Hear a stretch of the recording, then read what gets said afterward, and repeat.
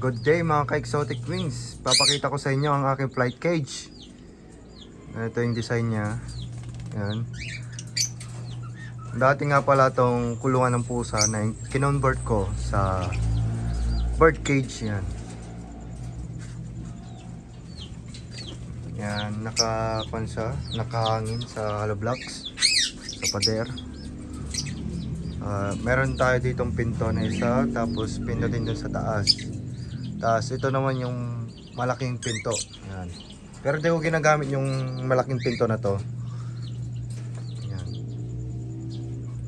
May karga tayo mga mamahaling mga alps dito. At meron din tayong 6 years na hand feed natin nakakatel. Pinapalipad natin ang flight cage. Ito din pinapalipad natin tong dalawang GCC na to. Yan. Itong mga alps na to, mga hand feed din natin yung mga yan. Mga pinapalipad. Yan. Certified free flight yung mga yan lahat. Meron din tayo ditong engineering net yan. Pero sa susunod na vlog na yan, una ito papakita ko sa inyo yung Dilliot. Yan. Dilliot Opaline. Kapatid niya ay yan, Parblo Dilliot na kwan. Ayan naman, Parblo yung kapatid niya din. Tatlo silang magkakapatid na magkakaibang kulay. At meron tayo ditong Red Factor line. Yan. Red Factor line na split sa Lutino Sable yun. Green Opa siya na split sa Lutino Sable. Parents nila ay Green Opa split RF. Ay hindi pala siya split RF. Possible RF lang.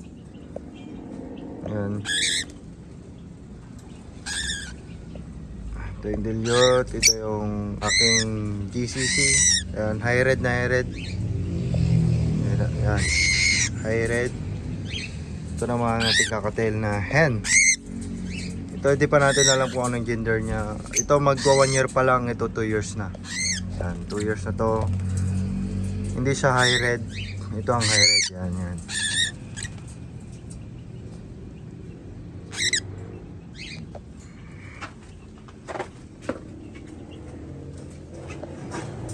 Kabuang view. Ayan.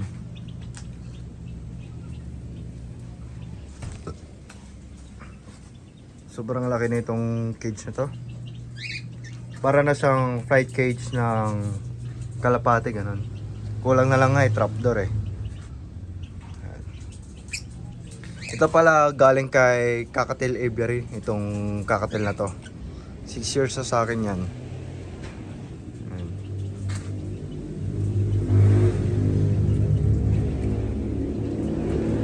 Ito yung pinto, may padlock tayo dito. Tapos yan, nginat-ngat na mangga. Mga mangga yung mga kan natin. Meron din tayong design na pababa. Pababa yung sanga para aesthetic na. Nilagyan din natin ng hangin na perch. Yan. And then, kulang na lang maputol na din yung perch na yan. Papalitan din natin yan soon. And then, yung pinto, ganito yung style. Nilagyan din natin ng banga dito. Ayan.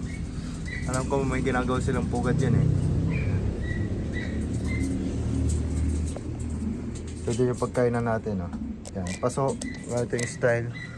Paso ng bonsai ito na ginawa kong pagkainan, tinakpan ko lang dito. Gawa din to ng, gawa din namin to.